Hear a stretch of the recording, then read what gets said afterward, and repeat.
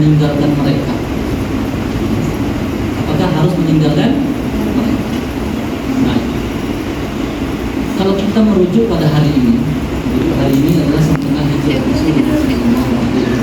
Satu Muharram itu dimulai dengan tahun Hijriah. Jadi kadang-kadang hijrah itu bukan pada lain-lain.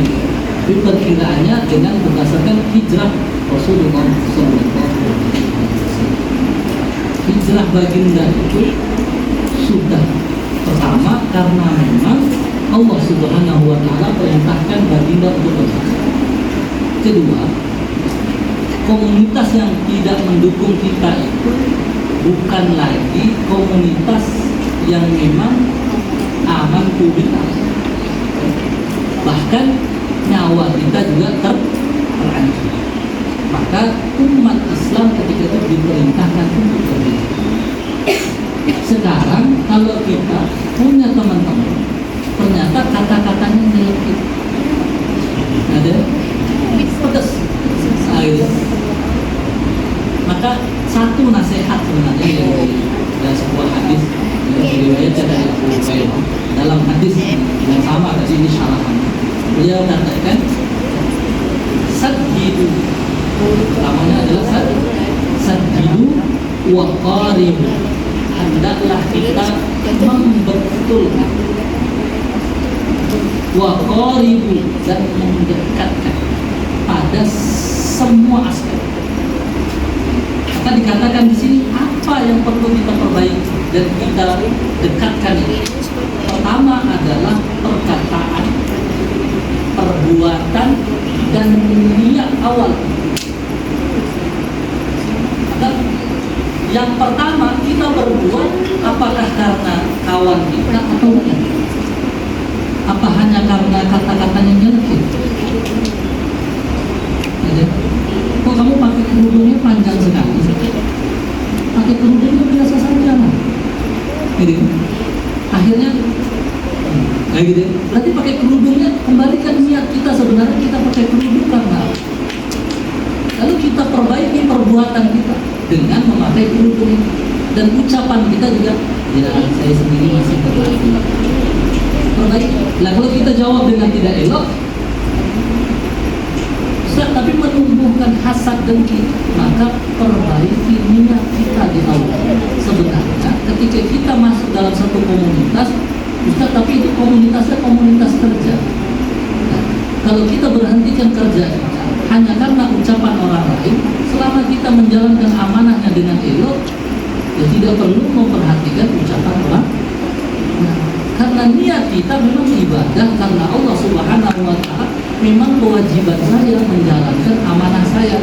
Saya tugasnya adalah key-in data, memasukkan data di dalam komputer. Ada kesalahan kadang-kadang masukinnya, dimarahin sama bos, ya biasa. Oh ternyata sudah dimasukkan 10, salah semuanya. Ada satu yang tertinggal, kan nggak bisa di-save. Ngecek lagi apa yang nggak masuk. Ya terus. Nah, kenapa kita harus memperhatikan ucapan yang lain?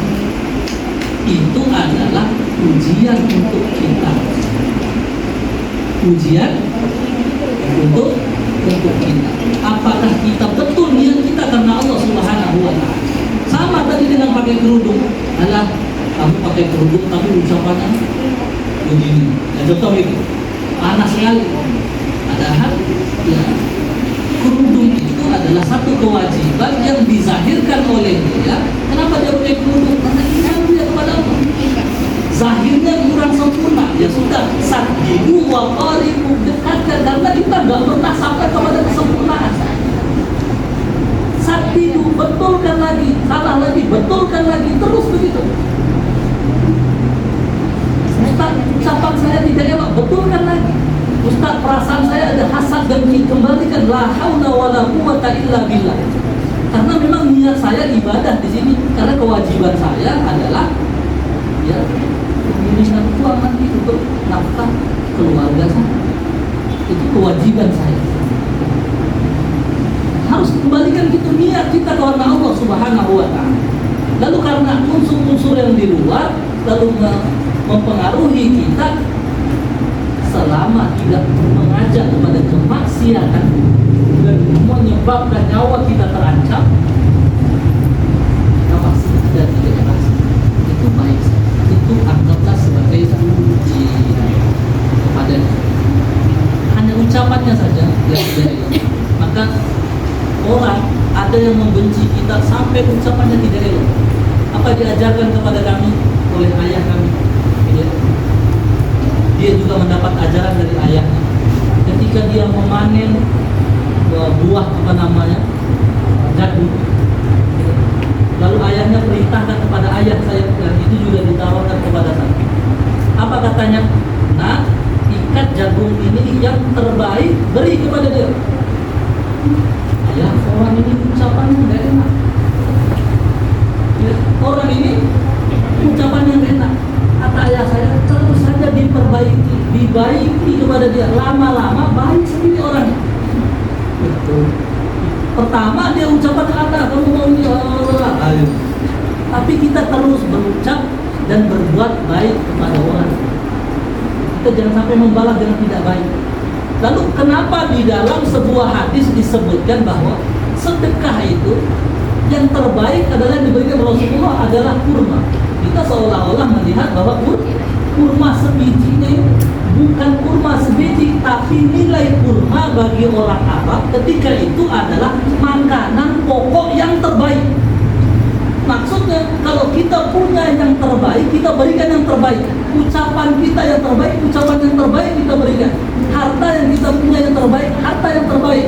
Akhlak yang terbaik, akhlak yang terbaik kita berikan. Itu uji. Asbab kalau kita keluar dari komunitas itu, tentunya komunitas kerja misalnya, kalau ada alternatif yang lain, silakan. Kalau tidak ada, sambil mencari, sambil ikhtiar. Kitalah sendiri yang mengatur diri kita di luar dari komunitas kerja. Kita harus cari komunitas yang lain, sehingga mendekatkan kita kepada Allah Subhanahu wa Ta'ala. Selama ajakan mereka, ucapan mereka tidak membawa kita kepada kemaksiatan